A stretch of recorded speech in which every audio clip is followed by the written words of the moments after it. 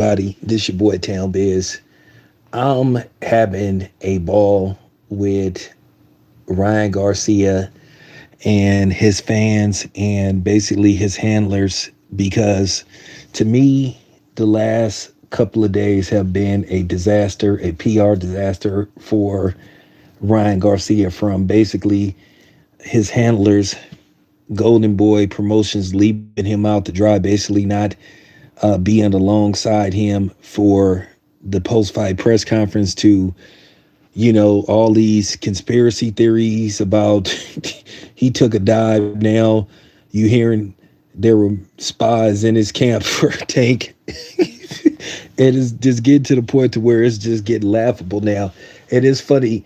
These are the same people a couple of years ago, a few years ago, that was telling people to shut up pertaining to alleged conspiracy theories surrounding Wilder and Glovegate and all this stuff, even though there was mountains of evidence to support what everybody thought happened with Tyson Fury.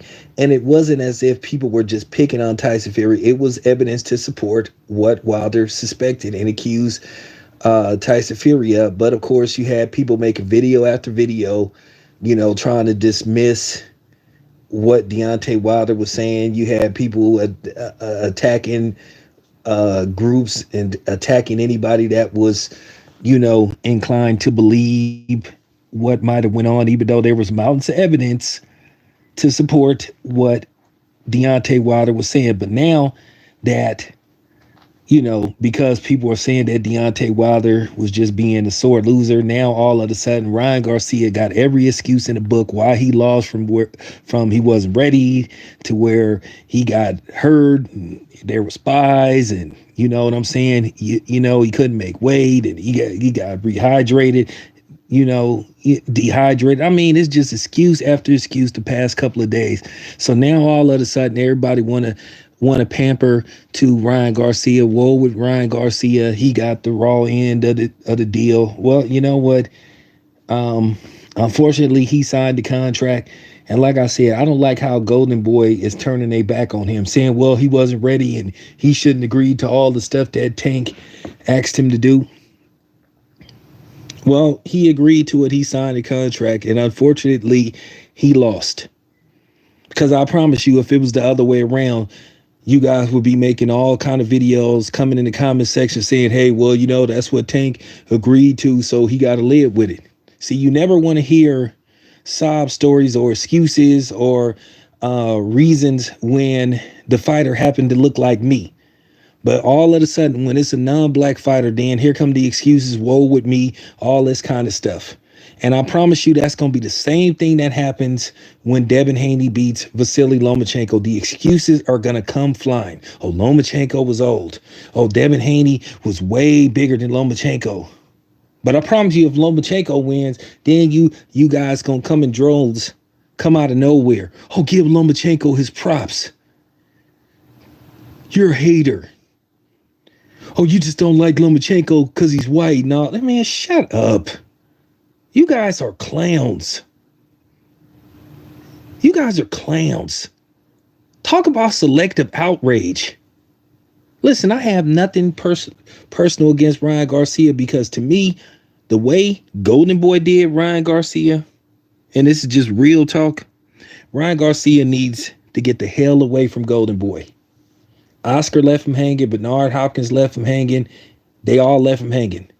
That excuse that they gave why they didn't attend the post-fight press conference is complete baloney. But all these excuses about what happened and what went wrong with Ryan Garcia, is just absurd. And then not to mention the controversy surrounding the knockdown that Tank didn't get credit for. So listen, I ain't trying to hear that stuff.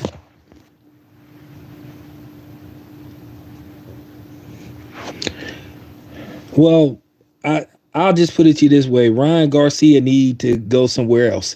As soon as his contract is up with Golden Boy, he should go elsewhere.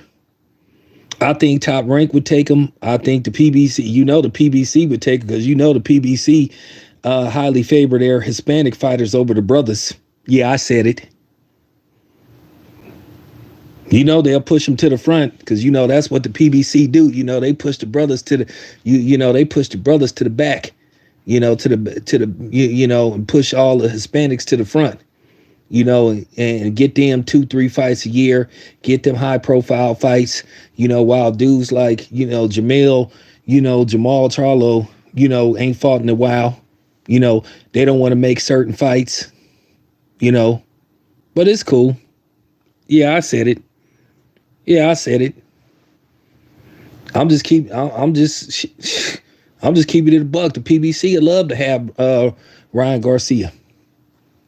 You see how they was you see how they was marketing, that fraud Fondora to be the next big thing, but he was the next big flop because he got put right on his ass.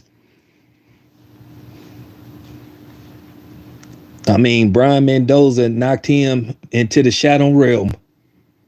And then he refused to get up and he quit. So,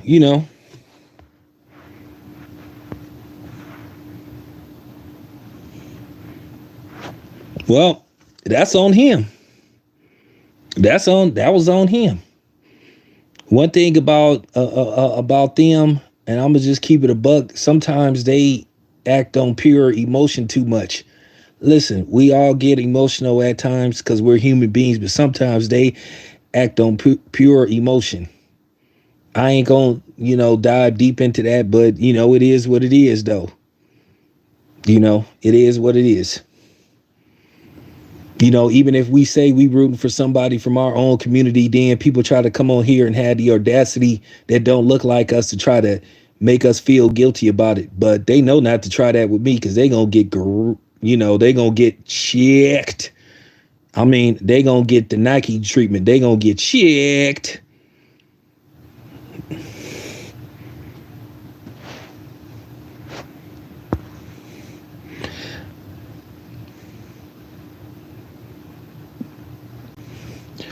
That was an embarrassment. I'm gonna be honest with you. I don't see how anybody could respect Oscar De La Hoya or Bernard Hopkins after this. Both of them. But Bernard Hopkins, he been, I'm just gonna keep it 100. Bernard Hopkins been eating them butter biscuits for a minute. Bernard Hopkins ain't been moving right for a minute. Bernard Hopkins really been eating them biscuits with extra syrup on them. He really been eating them butter biscuits. And that's just real talk.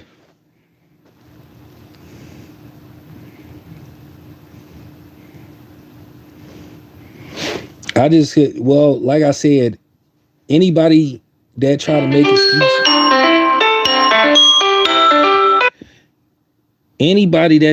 excuses, for Bernard Hopkins and Oscar De La Hoya at this point, I just don't know what to tell you.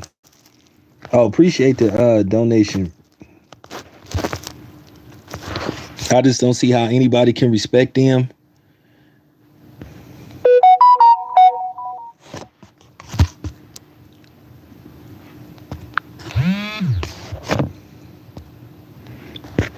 Sorry about that. But yeah, man, I just don't see how anybody can respect Oscar De La Hoya. That was shameful. That was shameful. And then you got Bernard Hopkins talking all that goofy stuff about, Ryan Garcia is prettier than we gonna speak on that briefly, and then we gonna go another direction. But Bernard Hopkins talking this Ryan Garcia is more marketable. He prettier than Tank Davis. What does that mean? Could somebody please explain to me what does that mean? Could somebody please explain to me what is Bernard Hopkins talking about? He prettier? Like, hey, Bernard, you've been hanging around Oscar a little too much, man.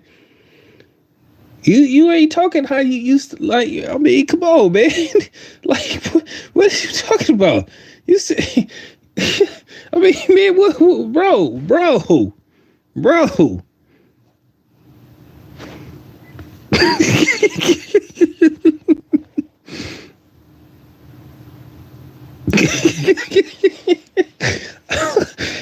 Hey, Ted, we gotta stop. Ted, I don't want to get in trouble. We gon' Ted, move on. I don't I'm like that Asian man on Menace to Society. I don't want any trouble. Just get out. Just get out. Get out my store. I don't want any trouble. No, I'm good. We moving on from we moving on. Oh boy. You gonna get me in trouble. We moving on from that. But nevertheless, that just didn't make any. I mean, come on, man. Like, what is Bernard Hopkins talking about? He went straight Ron. I mean, he went straight Ron Burgundy. What did Brian Fantana say about Sex Panther cologne? Is guaranteed to work 60% of the time, all of the time. Okay, Bernard. Okay, okay, okay, okay. But anyway. Anyway, as I was saying, that was just an embarrassment for Ryan Garcia, man. Listen, and I want to say this about Ryan Garcia. Ryan Garcia has talent. He can hit. He just got some stuff that he need to fix. He just got some things that he need to work on. Cause like I said, Dan Goosen ain't that guy. You know, I think he should possibly go back to Eddie Reynoso or somebody like that. Maybe he should go to Derek James or somebody like that, or Bomac, Kenny Porter, somebody like that can help Ryan Garcia. He just got some stuff that he just need to retweak, because like I said, his offense is there, except with his hook. Watch his hook. And then when he throws some of his shots, it's like his face is wide open. And then when he throw his hook, watch how he cocks back with his hook. I'm saying in a martial arts fight, you would just be able to block that with your arm and flip him. But this isn't martial arts. But that's just some of the things that I saw in Ryan Garcia. I saw a lot of his flaws, and I knew they was going to be revealed in that Tank fight. But all this conspiracy stuff about people were spying on him and and all this kind of stuff, it just get to the point to where you just start to laugh. It's just like, come on, man. Tank was just a better fighter, man. You got to give Tank his props. It doesn't matter what happened, whether you had a rib injury or not. You just was gonna get beat, because Tank just better than you. His skill set is better. Like I said with Ryan Garcia, there are some fights and some matchups out there that I think he could win. He fought Teofimo. That would be an interesting fight. People like Teofimo, Jose Ramirez, those kind of guys, those would be toss-up fights. Somebody like Sander Martin, I would recommend that Ryan Garcia don't fight nobody like that. Richard Kami, Pedraza, if he goes up to 140, he would have a chance of beating those guys. Regis, I wouldn't go near Regis right about now. I just think Regis would catch him. I think the same thing would happen with Ryan Garcia versus Regis. I just think Regis is a bad matchup for Ryan. I just think Ryan would get his lights put out. Due to the fact that Ryan Garcia is not defensively responsible, Regis is catching him. Regis is going to stop Ryan Garcia if they fight right now. So I highly recommend that Ryan Garcia do not go nowhere near Regis Prograis. That's just not a good idea. You just got to be honest. You got to be truthful. That ain't a good idea. Jose Ramirez, that would be an interesting match. Pedraza, that would be an interesting match. Kami, that would be, once again, that would just be a filler, a name to have on your resume, because I feel Kami is at, unfortunately, he's at gatekeeper status. He already beat Fortuna. So like I said, guys like that, at 140, like I said, I don't recommend he fight Sander Martin. That would be a difficult fight for him. Teofimo would be interesting. Josh Taylor, you probably would have to go with Josh Taylor. Jack Catterall, I don't think Ryan Garcia should fight a guy like Jack Catterall. That could be a disaster for him.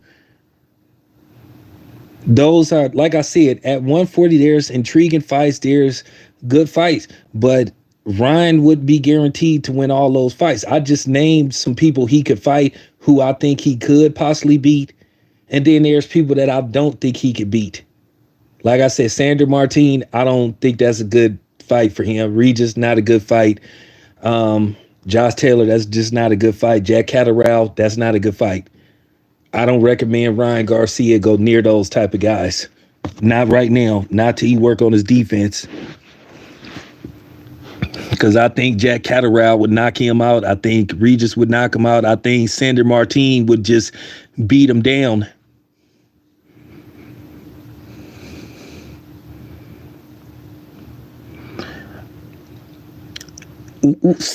I don't think he could do. I'm gonna be honest with you.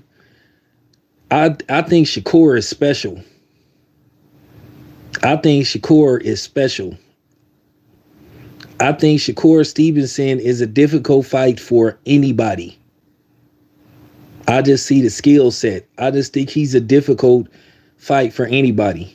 He's not going to be a cakewalk for anybody. So if you ask me, do I think Ryan Garcia could beat Shakur Stevenson? Absolutely not. Not at 135, and even when Shakur moves up to 140, I don't think he's gonna be able to beat Shakur at 140. That's a bad. Once again, you see that speed doesn't mean anything. It's about timing and punch placement. I think speed is overrated when it comes to fighting. It's overall skill set and ring IQ. So no, I don't think he'd do nothing with Shakur Stevenson. Rolly, I know he hurt Ryan Garcia. He sort of like knocked Ryan Garcia out in sparring. I saw the footage. It would be an interesting fight. I think Rolly would take that fight. But the problem is either one of them would walk into something. Either Ryan Garcia would walk into something or Rolly would walk into something. I would like to see that fight. I mean, you probably would favor Ryan Garcia in that fight because Rolly could be real sloppy and reckless and wild. Sometimes when he throws his punches, he's so out of place. I mean, he's off balance.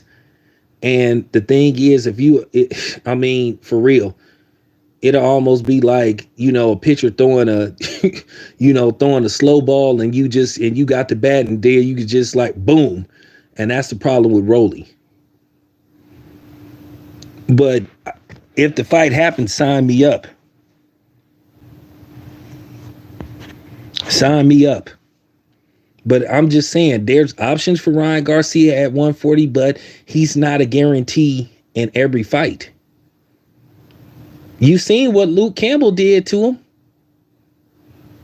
Uncle Luke, don't stop, rock with it. Don't stop, rock with it. Work. Doodle Brown. All right, I'm just kidding. Not that Luke Campbell, but the other Luke Campbell. I mean, he almost knocked Ryan Garcia out. I mean, Ryan Garcia was badly hurt. When Ryan Garcia, like I said, when he tasted the canvas in round 2, you knew what was coming. So like I said, there's just some things that Ryan got to fix, and I think that he'll be okay. I think he'll have a decent career, but if he don't work on that defense, it's only going to get worse for him. He don't know how to. He needs to, when he comes in, even when he's throwing punches, keep one of his gloves up and don't stick his face out. Don't stick his face out and put himself in a position to get countered. And he don't know how to slip punches. He don't move his head. So that's just a lot of flaws that you see in Ryan Garcia. Like I said, can they be fixed? Can they be fixed? Yeah, absolutely. But he's gonna have to move on from Joe Goosen. Joe Goosen is a good trainer, but you only could do so much with him. He only could take you so far.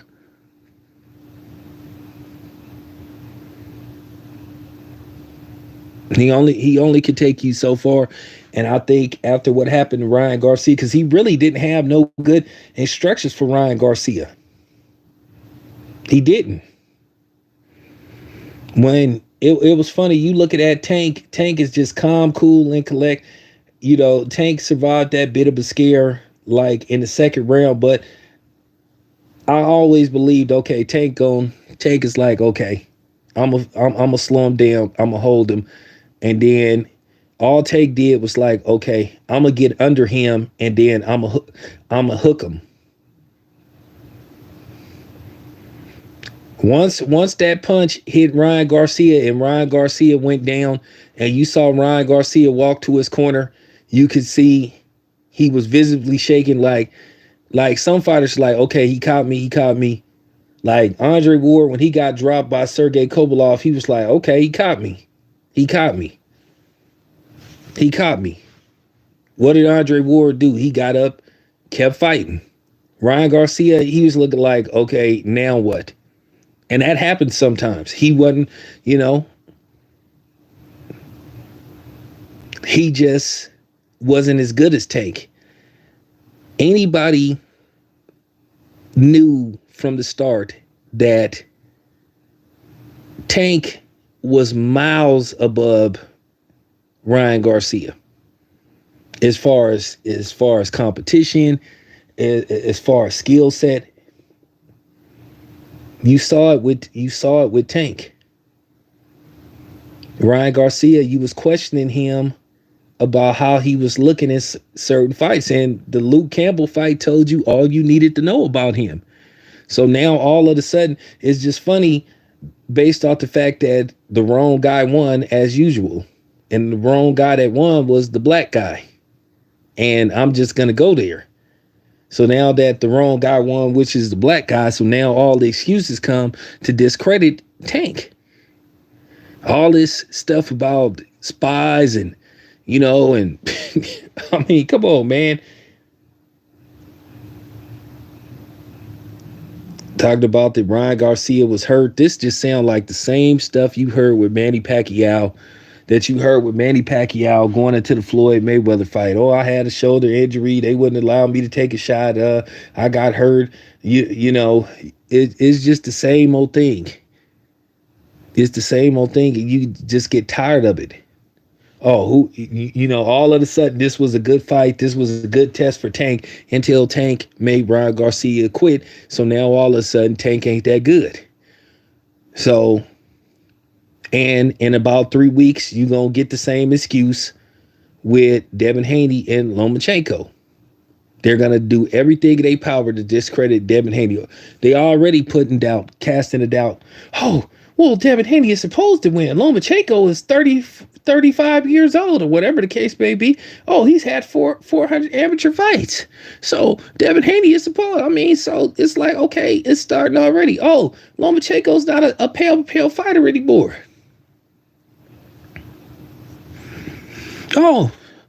Devin Haney looks like a heavyweight. Stop it, man. Stop it.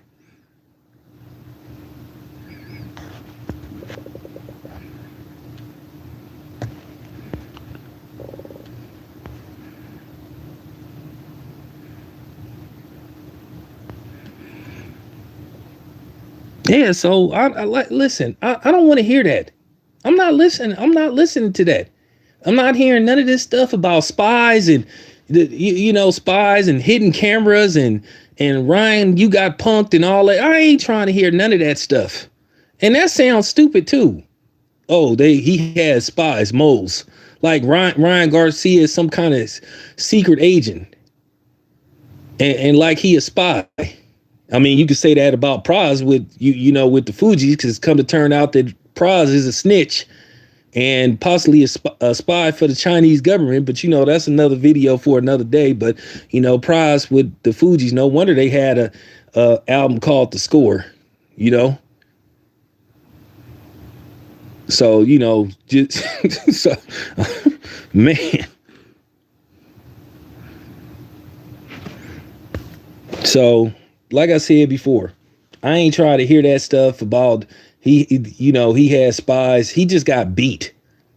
All his flaws was revealed in that fight. I told everybody. I said this 2 years ago. I said this 2 years ago. I said it last year. I said it earlier this year. I said a week before the fight. I said a couple of days before the fight that Ryan Garcia was gonna get knocked out by Tank. The only thing I was wrong about was how long he was gonna last. I thought he would last at least to the ninth round, but he last 7 rounds. Most of us already knew what was going to be the outcome of that fight. I knew what was going to be the outcome. Everybody behind the scenes, we all knew what the outcome was going to be for that fight. Like I said before, why you think Drake bet listen, Drake bet $1 million on Tank. I mean, I wouldn't have bet $1 million, but Drake bet $1 million. That's how, like I said, and I know Drake knows a little bit about boxing. I said earlier, I would have bet almost. I would have bet. I would have bet 100 grand on Tank. That was almost a sure thing. I hate to say this, this is just real talk. Cause some people gonna be mad about what I'm about to say, but at the end of the day, this was just a Mexican version of the Great White Hype.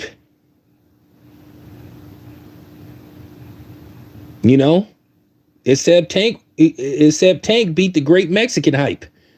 Like I said, who did Ryan Garcia fight and beat to jump ahead of the line? Okay, so now that's out of the way, now that Ryan Garcia moves to the back of the line, now that he's down, went down the totem pole. So now what's next for Tank? We already hearing talks of a possible Isaac Cruz rematch. You hearing about a Rolly rematch.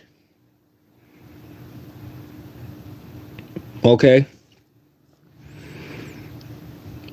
I'm going to say this again. Tank got to fight some brothers. Tank got to fight some brothers. He got to fight Shakur. He gotta go see Devin. He gotta go see all those dudes. He gonna have to go see eventually Frank Martin. Tank is gonna have to go fight all them dudes.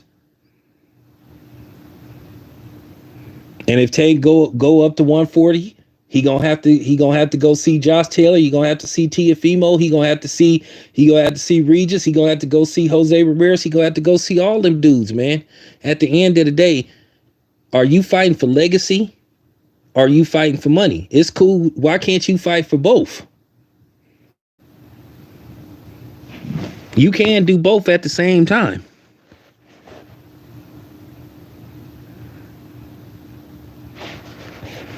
Like I said, I'm not going for, like I said, if these other dudes out here, I can't speak for everybody else, but I can speak for myself. If these other dudes want to be PBC apologists and they want to start talking that you gotta be with the PBC in order to get a fight with Tank and all that stuff, then they limit themselves. And they sound kind of remedial and they sound uneducated. Like I said, what is you doing caping for a promotional company that ain't sending you a check? And why you trying to play the black card with Al Heyman, a dude that's been proven time and time again he don't give a damn about the black community, that he cater more to his Mexican and Hispanic fighters than he do the brothers. And yeah, this is why I fell out of favor with the PBC, but that's fine. I can live with that. That's okay. Because I'm kicking facts. I seen it with my own eyes. They the ones that was even if a brother fought, they was sitting up stacking the undercard with Hispanic fighters, not featuring a lot of the black fighters that they had that was available to fight. So I'm just keeping it a buck. Y'all, and then this thing is where y'all get this idea that Al Heyman is a power to the people type of dude. Y'all act like like Al Heyman went to Howard University, or he went to Grambling, or he went to Spelman. That dude went to a Ivy League college. That's real. He got a Harvard. He got some kind of Harvard law degree, if I'm not mistaken. I think Al didn't take the bar. I don't think he took the bar, but I'm just saying he got some. He got his degree from Harvard. So like y'all act like he went to college in Atlanta or something. I could all but assure you, there's no Freaknik footage that's gonna show up with of Al Heyman. I can pretty much assure you that.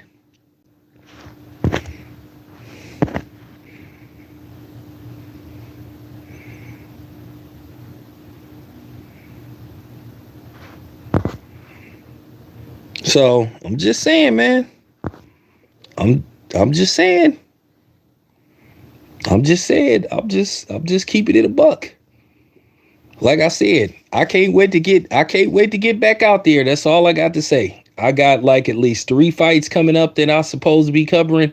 And like I said before, my goal is to start asking the tough questions, like how can we get the best fights made for the fans? Because I'm out here doing this for the fans. I'm doing this for the boxing aficionados. Like I said, I understand that a lot of these boxing pundits, they want to get up in here. They want my spot and all that kind of stuff. And I know that they gonna tread water lightly because they scared. They don't want to make these promoters and these fighters mad. Like I said, you can ask somebody a question without disrespecting them.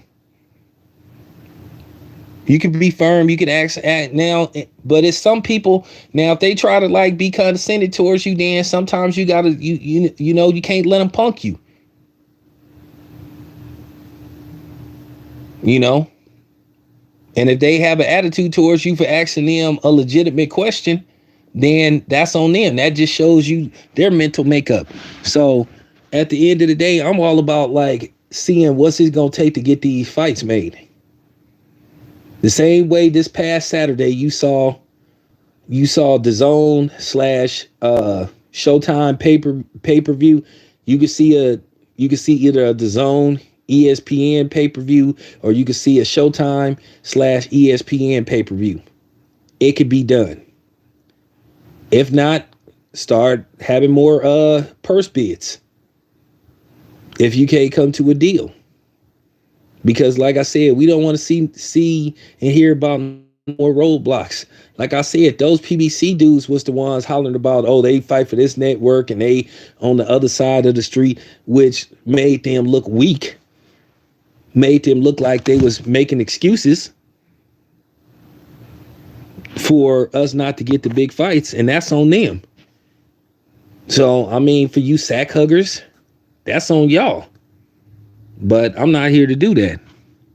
But anyway, appreciate y'all listening. I'll be back with more later.